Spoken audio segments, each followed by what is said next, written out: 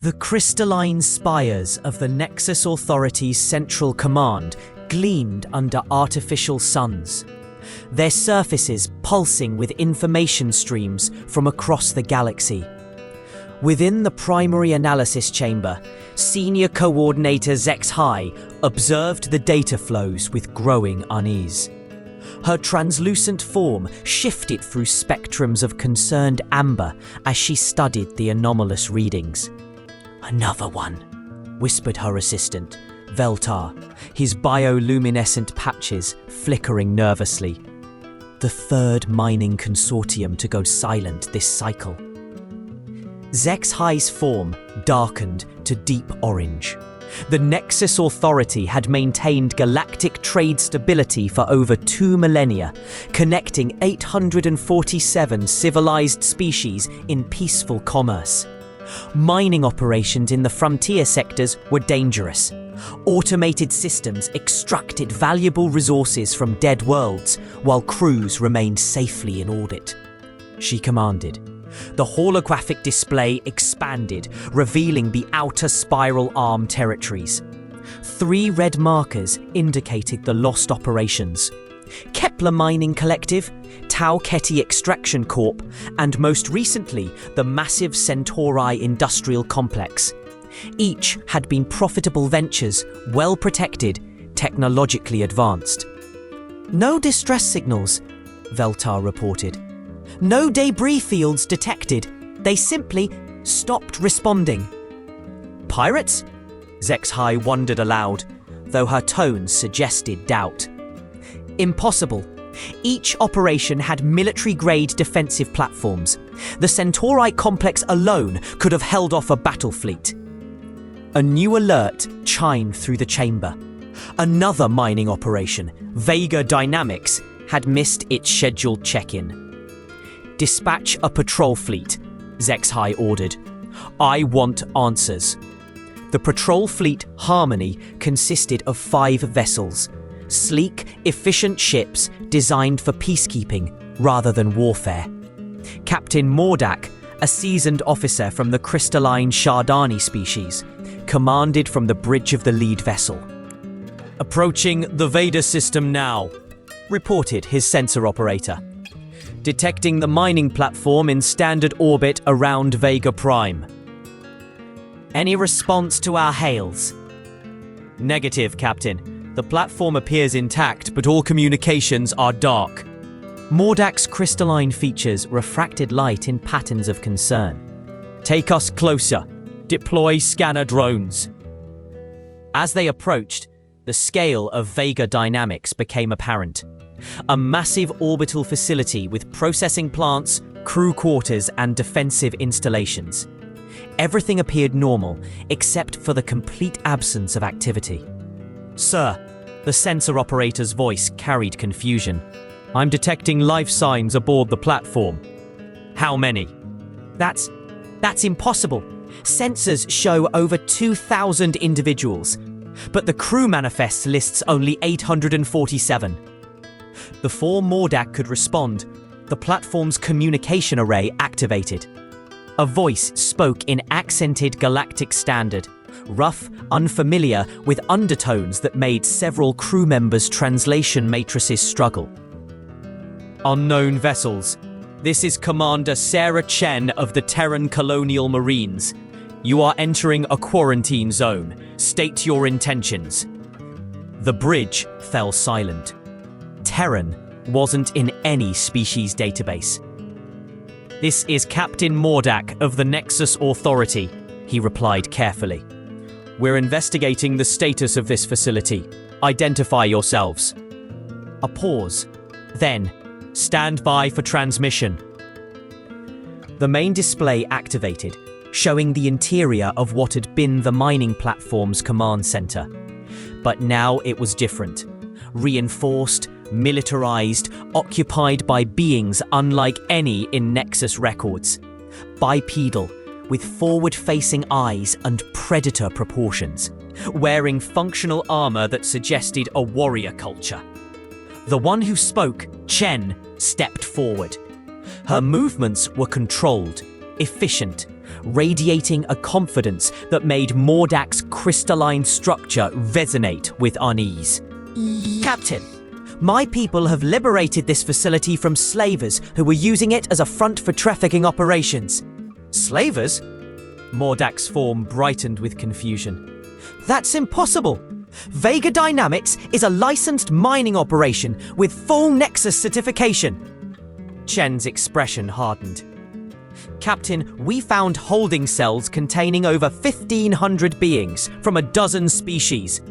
They were being worked to death in the lower processing levels, while the mining equipment above provided cover. If you're enjoying this story of humanity's shocking first contact, make sure to subscribe for more epic HFY content. We're just getting started with the Terran Colonial Marines." The accusation sent shockwaves through Mordak's crew. Slavery had been eliminated from civilized space for over 1,000 years. "We demand evidence of these claims," Mordak said, though his tone had lost its authority. "Sending visual data now." The display split, showing footage that made several crew members turn away. Cramped holding areas, beings of various species in deplorable conditions, and most damning, Nexus Authority certification plates visible throughout the facility. "This is a Nexus-certified operation," Chen continued, her voice cold. "Either your authority is incompetent, or it's complicit." Mordak's form flickered through spectrums of distress. "Commander Chen, I assure you the Nexus Authority does not condone such activities. We will investigate immediately." "Would you investigate?" Chen laughed, a sound devoid of humor. "Captain, while you're investigating, we're acting. The other 3 mining operations that went dark, we shut them down too. Freed over 6,000 slaves total." The bridge erupted in shocked whispers. 4 major operations, eliminated by an unknown species? "That's impossible," Mordak protested. "Those facilities had military-grade defenses." Chen smiled thinly. "Captain, would you like to know what your military-grade defenses look like to someone from a Class 12 Deathworld?" She gestured, and new images appeared. The aftermath of the other facilities. Defensive platforms twisted into scrap, mining ships reduced to debris, but critically, no sign of massive destruction. These weren't battles. They were surgical dismantlements. "How?" Mordak whispered. "We're humans, Captain. We're very good at breaking things." Back at Nexus Command, Senior Coordinator ZXHY stared at Captain Mordak's report in stunned silence. Around her, the command center buzzed with activity as staff attempted to process the implications. "Verify everything," she ordered. "I want independent confirmation of these slavery allegations." The results came back within hours.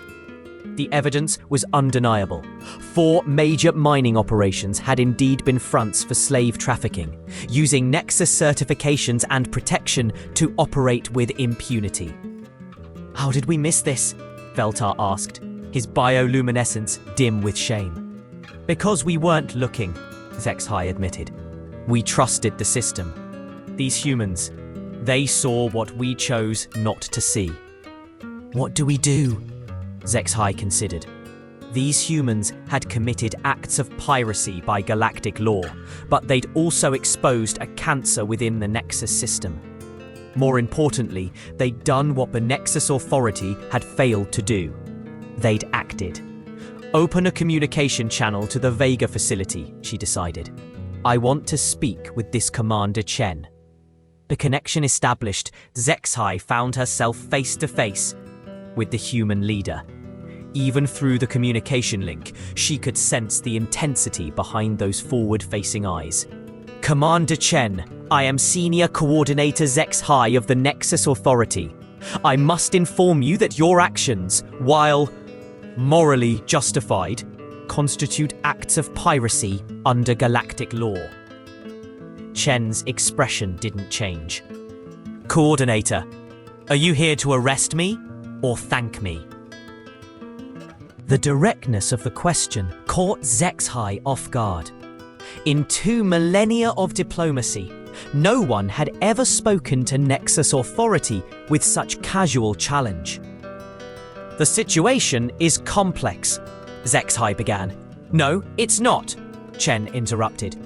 "You had slavery operating under your protection, whether through incompetence or corruption. We stopped it. The only complex part is what you do next." "What do you mean?" Chen leaned forward. "Coordinator, this galaxy has a slavery problem. We've identified 17 more operations using similar methods. Your authority clearly can't or won't handle it. So here's what's going to happen. We will. If you're loving humanity's no-nonsense approach to galactic justice, smash that like button. Trust me, it gets even better." Zexhai's form shifted through spectrums of alarm. "Commander, you cannot simply designate yourself as law enforcement for galactic space." "Watch us," Chen replied simply. "We're humans, Coordinator. Where we come from, when we see something wrong, we fix it. We don't form committees. We don't debate for decades. We act." "But the legal implications, the territorial disputes, the diplomatic will be sorted out after we've freed the slaves," Chen finished. "Coordinator, let me explain something about humans. We evolved on a world that tried to kill us every single day. We learned that survival meant action, not discussion. When we see injustice, we don't debate it. We end it." The conversation ended abruptly as Chen cut the connection, leaving Zexhai staring at a blank screen. Over the following weeks, reports flooded into Nexus Command. Human ships, sleek, purposeful vessels, unlike anything in galactic databases, appeared throughout the frontier sectors.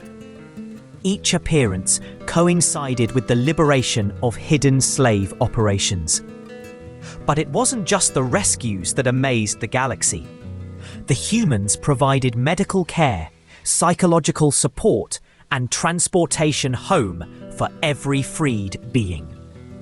They shared their own food when supplies ran low, gave up their quarters to house refugees, and worked around the clock to repair damaged ships. They're spending more on rescue operations than they're capturing in seized assets, Veltar reported in confusion. "This isn't profitable." "Profit isn't their motivation," Zexhai realized. "They're doing this because it's right." The report that changed everything came from the Andromeda sector. A human fleet had encountered not a slave operation, but a legitimate research station under attack by actual pirates. The result was decisive. The pirates were eliminated with precision that left the research station undamaged and all civilians unharmed. "They're not indiscriminate," Zexhai observed. "They can tell the difference between criminals and innocents." "The research station crew wants to file a formal commendation," Veltar added. "They're calling the humans heroes." Zexhai made her decision. "Schedule a formal diplomatic meeting. It's time the Nexus Authority met with humanity officially." The meeting took place on a neutral station in the border regions. Zexhai arrived with a full diplomatic delegation, expecting to meet with a similar formal group. Instead, Commander Chen walked in alone, wearing the same practical uniform she'd worn during their first communication. "Coordinator," she nodded politely. "Thank you for agreeing to meet." "Commander, where is your delegation?" Chen smiled. "I am the delegation. Humans prefer direct communication." They sat across a simple table. No grand chambers, no ceremonial protocols, just two beings trying to solve a problem. "The Nexus Authority has reviewed your actions," Zexhai began formally. "We acknowledge that you've exposed serious failures in our oversight systems."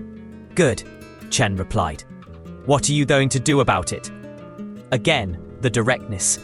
We're implementing new inspection protocols, enhanced monitoring systems, and that'll take years, Chen interrupted. Meanwhile, how many more beings suffer in hidden operations? Commander, systemic change requires time. Time that slaves don't have. Chen leaned forward. Coordinator, I'm going to make you an offer. Partner with us. Partner? Joint operations. Your legal authority, our capability to act. You identify problems, we solve them. Everyone wins except the criminals. Zexhi's form shifted through spectrums of consideration. The proposal was unprecedented, but so was the situation. The Nexus Council would never approve such an arrangement, she said slowly. Then don't ask them, Chen replied. Act first, seek forgiveness later. Sometimes that's what leadership means. You're asking me to violate my own authority's protocols. Chen's expression softened slightly. Coordinator, I'm asking you to save lives. Everything else is just procedure. The silence stretched between them. Finally, Zexhi spoke. What would you need? Access to your intelligence networks, formal recognition for our rescue operations, and immunity for our crews while they're saving lives.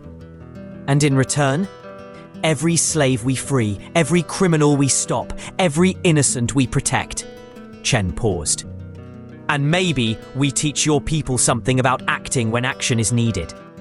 Zexhi looked at this human, this being from a species the galaxy had never heard of, who had accomplished more in weeks than the Nexus Authority had in years.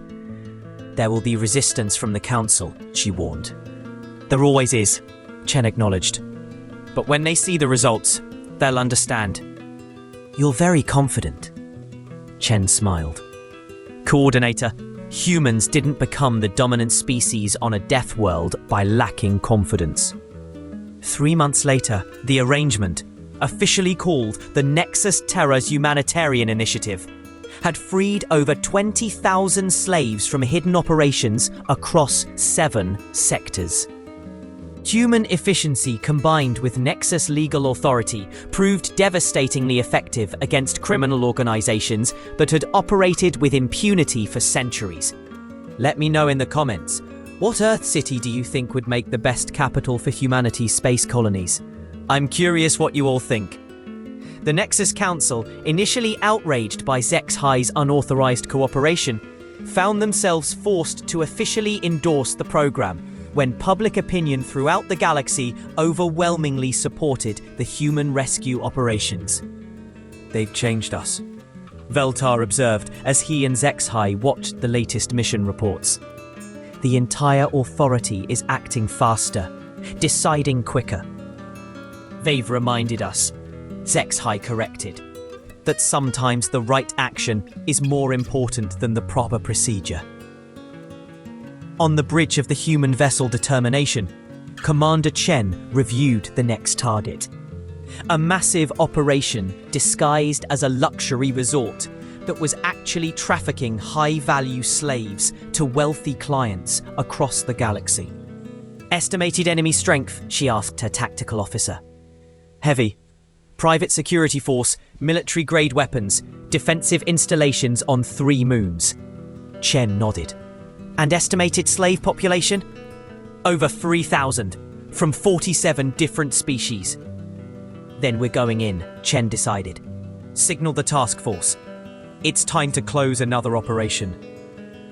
As the human ships moved through hyperspace toward their next mission, the galaxy watched with growing admiration.